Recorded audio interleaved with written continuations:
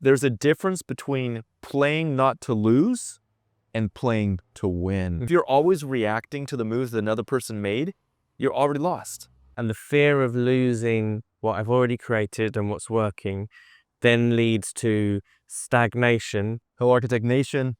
Enoch Sears here, your host of the Business of Architecture podcast, here with my co-host, Mr. Ryan Willard. Hey.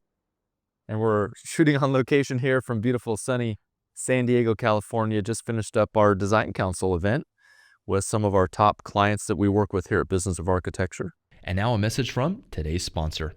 If you haven't used ARCAT's Spec Wizard before, hey, now's the time to try it out. Spec Wizard is a patented tool that allows you to specify a product in just 3 steps, all for free and without even registering. Step 1, research and find the right products for your project on arcat.com. Step 2, use the Spec Wizard tool to select the right products and options. Step 3, generate a complete 3-part CSI or CSC specification based on your selections. Now, maybe you enjoy toiling through long documents, parsing things together and creating a specification. And if that's your case, well, this probably isn't for you. But if you want to get it done in half the time that it used to, or even a fraction of that, ARCAT is your place. Again, Spec Wizard is free to use and requires 0 registration. So to use it, head over to arcat.com. That's ARCAT.com today and try Spec Wizard. ARCAT is a fantastic resource and one that I counted on when I was actively practicing architecture to help me simplify getting these important specifications right. We are looking for architect developer stories for the Business of Architecture podcast. So, are you an architect developer with valuable insights to share? We're always on the lookout for passionate voices in the industry to join us on the Business of Architecture podcast. If you're ready to share your journey, lessons, strategies with our global audience, we'd love to hear from you. Reach out to us to explore being a guest on our show and help inspire other architect developers on their path. We'd be interested in hearing your story, whether you're at the very beginning of your development story or whether you have $100 million portfolio of projects already in the bag completed. We'd like to hear from you if you're working with the developers or that you've developed a number of small houses or you're working at a larger scale. And so the Design Council was always a wonderful time for us to meet with our clients face to face. We've got practices who are here on the West Coast. There's guys who flew in from the East Coast. Some guys, we've got people from Tennessee, Nashville. And it's always great just to have a load of time with people, deep dive into a whole load of very specific leadership problems, business problems. Most of these firms that we're working with at the Design Council have already reached a certain level of success. Well, perhaps we start with just how and why did Design Council come about? That's a great question. So we started Design Council 2 years ago, and the impetus for doing that was we started to see that with some of our more advanced clients, after they had started to get a lot of the smart practice principles in place in their businesses, they were wondering what was next. So they started to be less about moving away from pain and chaos and more of what do we do now that we're experiencing more abundance. And so one thing we discovered is while smart practice was great for smaller practices that deal with overwhelm, deal with difficulty hiring employees, deal with firm owners who feel like they're always having their hair on fire and just feeling like the business has them as a slave. We wanted to, smart practice helps them, as we like to say, slay overwhelm. Right? Slay the overwhelm. And as these firm owners began to implement smart practice and began to get more freedom in their business, naturally, they wanted to know, hey, how else could we get more help? And what that required is it required more customized consultation, more customized coaching based upon their specific challenges and opportunities that they're facing in their business. And so the first one that we launched was, like I said, 2 years ago. Mm-hmm. And we rented out this crazy but beautiful house in the Malibu Hills. Yeah. And we had 5 initial firm owners, I believe, who were there at that particular event. And just for 2 solid days, we dove deep into their specific challenges. First of all, identifying very, very clearly, this is the problem that I see many firm owners make when they're looking at how to move away from the dread practice, as we like to say. And it comes down to, like, a lot of times we're not even clear on where we're at. So step number one for them was really identifying, where exactly are we at? Like really, where are we at? Not how do I feel about where we're at, although that's important too, but like, what are the measurable facts about where my practice is at right now? How much revenue are we making? How much of that is profit? What are the salaries we're paying our employees? How many team members do we have? How much time am I working in the practice? Now, then we move into some of the feelings as well. How do I feel about the amount of time I'm working in the practice? So using that framework during this 2 days, these architects were able to not only expand their focus on the business, but actually at that event, that's where we had some really big breakthroughs about other areas of life that aren't directly in our minds, aren't directly related to the architectural practice. So it's interesting that you mentioned there that these practices usually have already reached some level of material success in their firms, and they're in a form of abundance, but there's challenges with abundance. What are some of the challenges that firm owners who are kicking ass actually deal with? In my experience, one of the first things is, how do we protect what we've built? Right. And move forward and innovate? Because if you're not growing, you're dying. And they know this at a gut level. They understand that if I just stay at the same level, if I just plateau, if we just remain constant, then we're not keeping up, because technology is improving. Strategies and strategies for getting work are becoming more competitive, right? The entire world continues to get more competitive. It's more bottom line driven. There's more other competitors on the marketplace. And so if we're just maintaining steady, then ultimately that's a dangerous place to be. So Complacency.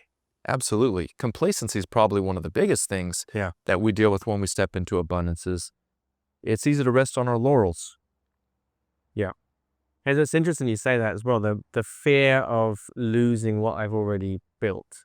Yeah. And the fear of losing what I've already created and what's working then leads to stagnation, because you're now becoming risk averse, whereas building it, in the process of building something successful, you had a more I've got nothing to lose attitude. Now you've got I've got something to lose attitude. So the thing that made you successful, the kind of risk-taking ability, or the part of the hunger as well, now gets replaced with a fear of losing what I've made, and suddenly behavior starts to change.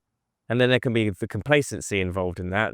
When it gets really scary is obviously when there's a sudden economic change, or what had always been working now suddenly doesn't work for whatever reason, whether it's some sort of economic downturn, presidential change, some sort of world disaster, that suddenly, these are kind of big circumstances, or maybe just a big cultural shift. You suddenly have a influx of AI, or some new technology, or some industry shift, or a law that's shifted. Your business has always done something one way. There hasn't been any diversification, because it's been, you've just been in a very protective, fearfully protective manner. So there hasn't been any innovation. Sort of like the fight last night. Exactly. So last night we watched the Tyson Paul boxing match, and there's a difference between playing not to lose and playing to win. Mm-hmm. And there's a world of difference between playing not to lose and playing to win. Mm-hmm. And in my estimation, what we saw last night was we saw two guys who were playing not to lose. Yeah. I mean, let's face it. Yeah. One was trying to protect brain cells. Yeah. And didn't want to, and was a shadow of his former self. And the other one didn't want to beat an old man up. Yeah, exactly. And it was very uninteresting for everybody involved. Absolutely, right? And so, I mean, we see this. I see this in my own life, not just our clients' lives, but there is, when we're playing not to lose, we're always on defense, right? And if there's one thing I learned, I'm not a very good chess player. But one thing I did learn about chess is if you're always reacting to the moves that another person made, you're already lost. Because that means the other person's leading the game. The other person is winning. They're one step ahead of you. Yeah. And so this can happen in life and in business. It can happen when, like you said, we get complacent for whatever reason, we get comfortable. And then instead of focusing on improving, focusing on how can we sell more, how can we land better deals, how can we expand our client base, how can we improve our internal training systems for our employees, how can we take our culture to the next level, how can we hire team members who are more experienced and have better attitudes perhaps, how can we continue to take our teamwork to the next level. Like that's completely different from a firm that says we've established something really nice here and we want to hold on to it, and so we're going to be very timid about the moves that we make, and we're just trying to circle the wagon, so to speak. Yeah.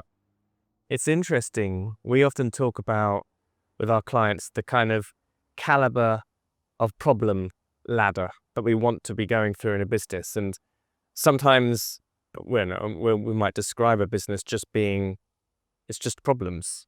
But part of the business owner, what we want to be doing is getting a higher caliber of problems.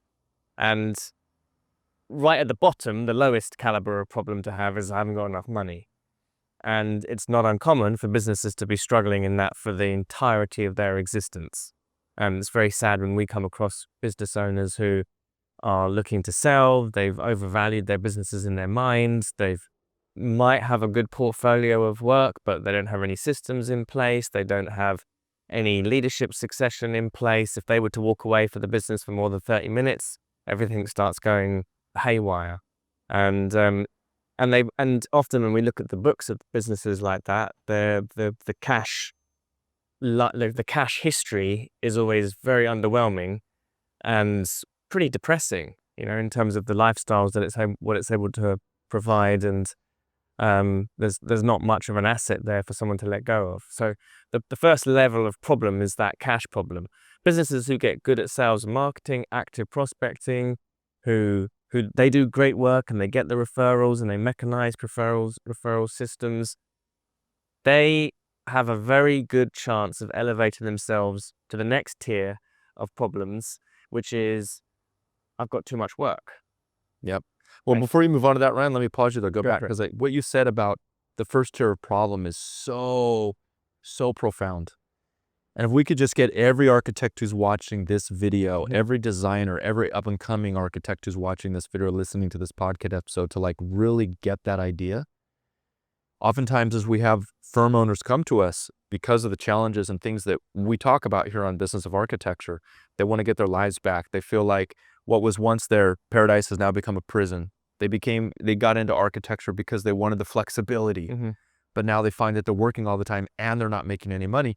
It's very rare that architects come into our world and the first thing they say is, I'm not making enough money. As a matter of fact, in over 350 calls that I've been on with firm owners, I can probably count on one hand, how many firm owners, that was the first thing, is like, I'm having money problems.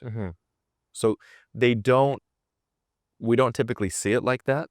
Yeah. Right. Which is very, it is. I'm glad you've pointed that out, because a lot of firms think they've escalated out of the cash problem into a workload problem, and it's not. They're still in the cash. They're in the cash problem. Yeah, absolutely. And now they've got one little project, which should be easy for them to deliver, and their cash problem is making that workload just totally unfeasible. Exactly. It's like, and they can't hire. Yeah, it's like when I was in college, I took my little crappy Toyota Nissan. It was actually a Nissan Sentra that I picked up back at Cornell. It was like literally a great car. Missing one headlight, and the hood had primer on it. It kind of leaned to the side when you drove it, but it got great gas mileage. But I remember I took it in to have the tires replaced and balanced and everything.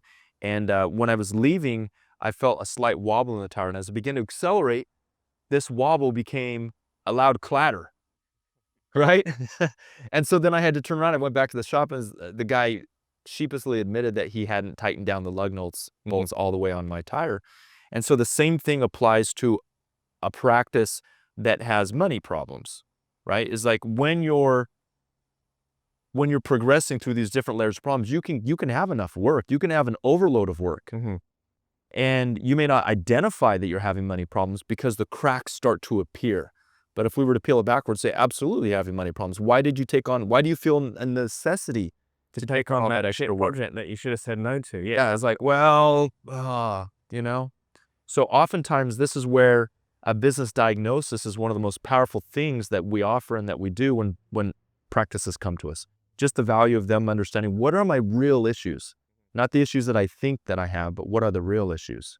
So moving, when there is, let's say, a system for winning work, we've got competent salespeople in the business who have got extended networks. And we're talking about more than one as well, because we see this a lot when we've got a business that's got one person who can bring in work, normally the owner, and then they're starting to bring up partners or leaders, and the new leadership of the business, they've got they've got no interest in winning work, or they've never done it before. But let's imagine that we've got a firm that has solid pipeline in place. They're monitoring it. They're proactive. They've got multiple people in the organization who are competent with sales and selling. There's a decent foundational knowledge of what marketing is. And I'm going to say with this one that you understand your market. Like, just as a bare minimum, you understand what their pains are. You identify as an ally or an advocate to that particular industry that you're serving. You view yourself as a business that's serving and helping somebody else, and you've got a very deep knowledge and understanding, and you know how to articulate the problems of those particular clients. And I think this is important because I'll often speak with architects and we'll talk about what are the problems of your clients, and they'll say something along the lines of, oh, they've got issues with their construction documentation process and they never have enough drawings when they're doing the buildings. I'm like, that's not their problem. That's your problem that you're now projecting onto, you're seeing a kind of an issue in their process, but that's not what they go to sleep worrying about. Because if they did, then architects would be minted. That's right. They'd be absolutely minted. Yeah. In other words, your clients aren't going to bed thinking, I just wish we had 20 more sheets and details in that drawing set. But as architects, it's easy for us to look at that and say, well, that is the problem.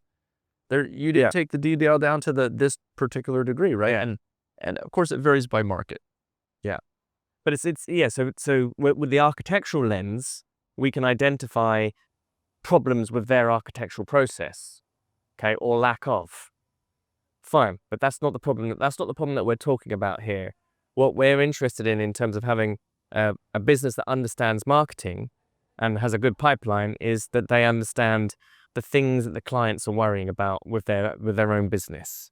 And there are things that clients are worrying about in their own businesses that have driven them to even think about they need to make a change to their office space, to their house, to their, laboratories or their healthcare center. And we want to know what those driving emotional motivators are. For residential, it might be, often it's kind of, big lifestyle, big life milestones that have happened. Children have left or children have arrived. Is prompting a shift in their residence. Or with businesses, I think it's always interesting with the architects, the more competent they become in being financially literate and also being able to talk the language of business, they can have really good paying conversations with their clients, because now you can talk to a client as business owner to business owner rather than architect to client. And that shifts the power dynamic firstly, and it also positions the architect with a higher level of status, because you're now able to talk on a strategic level. You're able to start talking profit and money and where the operational inefficiencies are happening. And a skilled orator or skilled salesperson is going to know the kind of lay of the land in terms of the typical pain points that their client demographic is going to have. And they're going to guide the client in a conversation or through their marketing collateral, whichever it is, to articulate and become more present to those problems that they've been worrying about. And when that happens, there's a sense of like, these are the guys. I haven't heard anybody talk like this before. They understand. Mm-hmm. They get me. They know what's happening. Because they're using my language. Exactly. They're using my language, and that's a big differentiator. It's a real big differentiator. Most clients don't have sustainability problems. Might be a desire for some of them, but that's not often the driver of a project. So when we're trying to sell a kind of a feature of our architectural process or part of our architectural philosophy, whilst that's important to have, there is utility to having that in the world, as part of your messaging. That without understanding the pains of your clients is going to be ineffective. It's going to be a mismatch. It's going to be a mismatch, absolutely. So let's imagine that that's what we're talking about when we're saying a client or an architecture firm is able to move out of the cash problem to the next level of the next tier of problem, which is now capacity, which is now actually getting the work done. And this is more about efficiencies and systems. So you've got a good sales and marketing system, which is bringing in work. It's allowing you to have a lot of money or have a decent profit, your 20 to 30% profit margin. Now the cash problem, or the capacity problem, this is now about protecting that profit. And it means having systems in place that work can be done efficiently, effectively, consistently, that there's systems in place for financial monitoring. So team members, project managers, project architects, they care about the fee. They care about the budget. They care, number one, about how much profit they are protecting throughout the project. And they're going to protect the project. They're going to deliver fantastic design in accordance with the design philosophy of the practice. And they're going to do that by protecting the 30% profit margin that's been negotiated. And that's the game. And they've got a fee, and they know how much the fee is and what it translates to hours. They know that those hours now need to be distributed amongst the rest of the team. And this is part of the kind of the capacity solutions or problems, because now you can start to see where we're missing team members. We want to bring people in to do this. Now we want to distribute the hours effectively and then have people do the work well, protect profit, and happy days. Now we can be consistent. Okay, so that's practitioners without that, that's where there's problems. But that's the next tier problems, the capacity problems. Once that's kind of locked down to some degree, then the top tier problem is people problems. And this is now you've brought people on, and now there's things like your business culture actually needs to be addressed, and your leadership, and how do you enroll team members to be suitably infused about your new initiatives and ideas? How do you have your team members be proactive and really care about what it is that they're doing? And so that becomes your people problems. And then once there's a kind of level of satisfaction to all of these, then what are the next problems after that? And this is really, I mean, the next one after that is, it's funny, it's almost an inverse mirror of the bottom. So top one's money problems, which is, I'm making so much money now, what do I do with the money? And I know it sounds tongue in cheek, I'm making so much money now, what do I do with the money? But when you are starting to make decent amounts of money, taxes become an issue. And how do you structure things from a tax perspective? Because if you think about it, a 30% taxation on the money you make is a huge cost. So really it becomes, what do you do with any profits? People, that's why high income earners, they have professionals devoted to, how do we then take the money that you're earning? How do we protect it? How do we invest it? Mm-hmm. How do we then grow it responsibly? So on the bottom level, we could say it's money issues. At the top level, it's money issues. There are different kinds of money issues. Yeah. And when we look at the two at the middle, they're really about systems and people, Mm-hmm. like you said, right? There's systems at the bottom and people right above that, people issues, leadership, Yeah. things like that. Yeah. So we're coming back to design council, and these are often our clients in the design council. These are the practices that are dealing with the higher level problems. They're often making a lot of money. They're figuring out what next do they want to be doing. They're also thinking about legacy.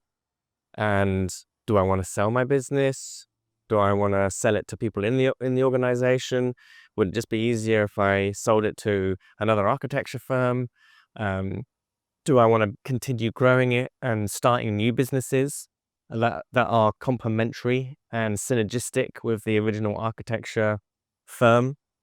And this becomes really interesting. Certainly for us, it's quite exciting when there's a high level of business competency that's been executed inside of a firm, and now they've got a whole new level of business problems to be thinking about. Like, some of the conversations over this weekend, for example, business acquisitions as a way of fast pacing growth, or again, talking about setting up construction firms or interior design divisions inside of your company.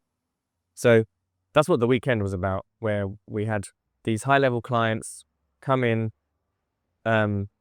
We structure it like a mastermind. So when you get a group of people who are all at a certain level, who are got similar sorts of problems, and each person has got 25 years, 30 years worth of experience, there's something quite interesting that happens in terms of the quality and the caliber of the conversation. And people can bring problems into the group, and you'll have somebody over here who's done that and did it really well, someone over here who did that and didn't do it so well. And there's a kind of nice way of expanding on those issues. Yeah, one of the problems that we see at the level of firms that we work with here at Business of Architecture is a lot of reluctancy or challenge delegating.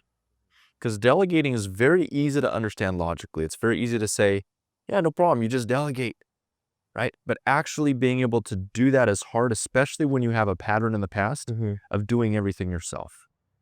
And so one of the things that we saw that I noticed during this 2-day event is as these firm owners were sharing about how they run their meetings, one of the questions that came up is, how do I manage 5 or 6 team members? I feel like I'm just constantly managing them, and we spend 2 hours going over every single project, and I feel like my head is exploding with all these balls that I'm juggling and the things I'm trying to keep tabs on. Well, we asked the question, well, why don't you have the staff who are reporting to you, why don't you have them do the planning? Why don't you have them set the deadlines? Why don't you have them report to you? So when you get into the meeting, it's simply a matter of, here's what I said I was going to do last week. And then did you do it or did you not do it? And we don't need to go down 10,000 things. It's like, hey, look, we talked about what I was planning to do last week. This is on track. This is off track. This is on track. This is on track. Right? And so when you shift that burden of oversight of project management as a leader, when you get that off of your plate and put it onto the person who is responsible for delivering that result, this is what it looks like to manage and to lead. Because management isn't as much about telling people what to do all the time. That's not management. Management is about setting an objective, or what the military now calls the commander's intent. See, the way they used to do it in the military is they used to develop these very intense and detailed plans, right? About all the situations. They did all sorts of planning for adverse effects and conditions. So they had this kind of tree of like possibilities that could happen with the plan. And so then what they found that would happen is you'd have these elite warriors out in the battlefield, who knows, something they didn't even expect to happen. It's the middle of the night, they're supposed to take some position, and then like a bunch of goats walks across the road or something. It's like, it's at the right moment where they're supposed to be whatever happens, okay?